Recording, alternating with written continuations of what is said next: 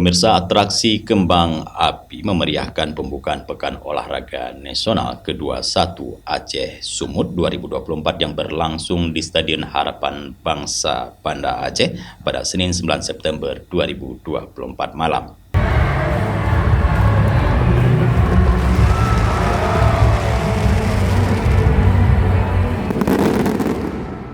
Acara pembukaan ini dimeriahkan oleh 3 kali pesta kembang api yang memukau. Puncaknya, kembang api spektakuler menghiasi langit malam saat berakhirnya rangkaian acara seremoni pembukaan. Ribuan penonton yang hadir tak ingin melewatkan momen ini, banyak yang mengabadikannya dengan ponsel mereka.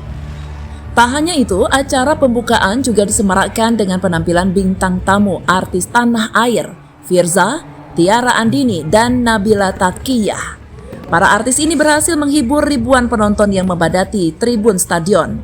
Sebagai ajang olahraga nasional pertama yang diselenggarakan di Aceh, pembukaan PON 21 ini disambut dengan antusiasme luar biasa oleh masyarakat. Ribuan orang memadati stadion untuk menyaksikan langsung momen bersejarah ini. Acara pembukaan yang spektakuler ini menandai dimulainya PON 21 Aceh Sumut 2024 yang akan berlangsung selama beberapa hari ke depan dengan berbagai cabang olahraga yang dipertandingkan.